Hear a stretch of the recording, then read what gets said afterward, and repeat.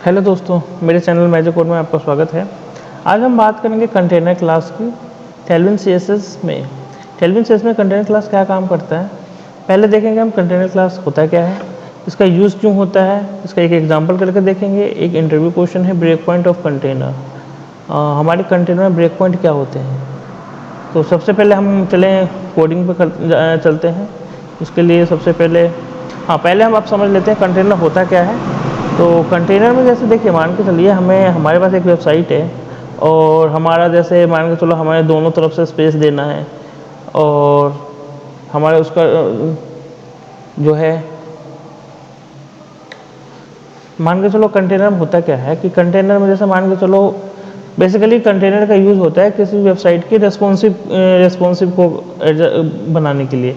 जैसे हमारे screen size, क्योंकि अलग अलग साइज़ के स्क्रीन होते हैं, कोई 1200 पिक्सल का रिजोल्यूशन होता है, कोई 1100 पिक्सल का होता है, तो कोई 1050 का होता है। तो डिफरेंट डिफरेंट जैसे साइज़ की स्क्रीन है, तो हमें अगर कोई कंटेंट हमारी वेबसाइट पे है तो जिस डिवाइस में जो हमारी वेबसाइट है खोले, तो उस पर डाटा हमें उस हिसाब से एडजस्ट होकर डाटा दिख जाए, ताकि वो डाटा हाइड ना हो, सारा डाटा हमारा स्मूथली दिखे। इसलिए हम बेसिकली रेस्पॉन्सिव का यूज़ करते हैं। तो जैसे इसलिए हम अब जैसे कि हमारे जैसे मान के चलो हमारे पास ये वेबसाइट है, ये हमारा है। अब जैसे मान के चलो कि हमारे दोनों तरफ से हमें स्पेस चाहिए और बीच में हमारा डाटा रहे, तो इसके लिए हमें क्या करना पड़ेगा, हमें इसे रेस्पॉन्सिव बनाना पड़ेगा। तो ताकि हम जैसे जितने भी ब्रेक पॉइंट है, कोई स्मॉल डिवाइसेस पे कोई हमारा वेबसाइट देख रहा है, कोई बड़े स्क्रीन पर देख रहा है, तो उसके हिसाब से हमारा डाटा एडजस्ट हो जाए।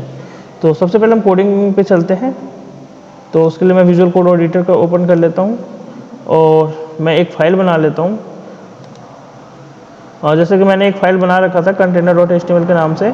और देखो यहाँ पे मैंने क्या किया हुआ है, मैंने कुछ नहीं किया हुआ, बस अपना HTML का फाइल बनाया हुआ है और एक लिंक CSS का लिंक कराया हुआ है, जो हम ऑटोमेटिक हर वीडियो में करके दिखाता हूँ मैं।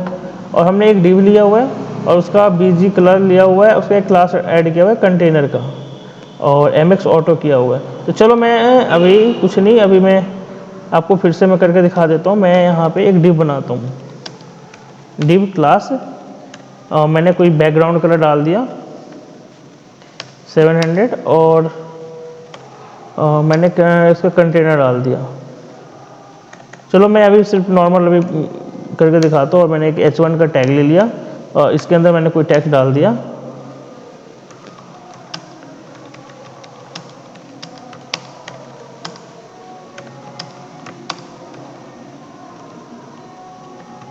और अब चलते हैं सबसे पहले ब्राउज़र पे।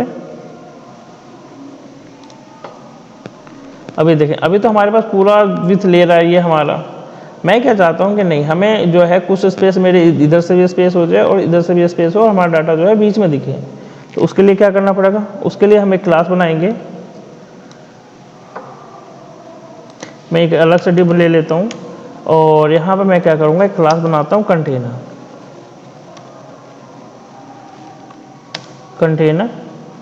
अब जब हम सिर्फ क्लास कंटेनर डालेंगे तो देखना क्या होगा, इसका कलर मैं चेंज कर देता हूँ, इसको रेड कर देता हूँ। ठीक है, अब देखना, ये देखिए हमारा काम तो करा, लेकिन एक साइड से स्पेस में मिल रहा है, लेकिन हमें तो दोनों तरफ से चाहिए। तो उसके लिए अब हमें क्या करना पड़ेगा, MX ऑटो करना पड़ेगा। तो अब देखना कि दोनों तरफ से स्पेस में मिल जाएगा। ये देखिए दोनों तरफ से स्पेस हो गया। अब मान के चलो हमें, अब कोई ज़रूरी नहीं है कि आपको पूरी स्क्रीन पे ही अगर हमें कंटेनर लगाना हो, जहाँ आपको ज़रूरत है उस हिसाब से आपको, अगर ऊपर में जैसे हमें कंटेनर की ज़रूरत नहीं है तो आप नेविगेशन के लिए आप कंटेनर ना यूज़ करें, बाकी डाटा के लिए कंटेनर यूज़ कर सकते हैं। तो इससे क्या होगा कि हमारा जो है डाटा रेस्पॉन्सिव होगा। जैसे आप किसी भी स्क्रीन रिजोल्यूशन पर जैसे आप खोलोगे, जैसे ये हमारा रिजोल्यूशन रेस्पॉन्सिव है, मान लो iPhone SE के लिए, छोटी डिवाइस के लिए भी हमारा डाटा इतना ही पे आ जाएगा, मतलब सारा डाटा हमारा दिखेगा। ये नहीं है कि डाटा हमारा हाइड हो रहा है। अगर हमें बड़े डिवाइस के लिए करना है तो बड़े डिवाइस पे कर सकते हैं, बड़ी स्क्रीन के लिए करना है तो आप अपने हिसाब से कर सकते हैं। और 100% मैं कर देता हूँ। तो ये देखें, तो यही है कंटेनर। बेसिकली कंटेनर का यूज़ यही होता है कि हमारे रेस्पॉन्सिव जो डाटा है वो ऑटोमेटिक एडजस्ट हो जाए। तो अब सबसे पहली बात ये कंटेनर जो है हमारे क्लास हमारे बूटस्ट्रैप में भी, अगर आपने बूटस्ट्रैप पढ़ा हो तो हमारे उसमें भी एक कंटेनर क्लास होता है और हमारे टेलविन सीएसएस में होता है। तो दोनों का यूज़ हमारा अप्रोक्स सेम ही होता है, तो इसलिए हम कंटेनर क्लास का यूज़ करते हैं। और ब्रेक पॉइंट्स क्या होते हैं, जैसे कि ब्रेक पॉइंट जैसे मान लो कोई स्मॉल डिवाइस है, कोई लार्ज डिवाइस है, तो इसी को मतलब अलग अलग स्क्रीन साइज होती है तो उसका ब्रेक पॉइंट्स होते हैं। तो यही होता है। अगर मेरा वीडियो आपको अच्छा लगा हो तो मेरे चैनल को लाइक करें और सब्सक्राइब करें। अगर कोई आपको प्रॉब्लम है तो मेरे को कमेंट सेक्शन में पूछ भी सकते हैं।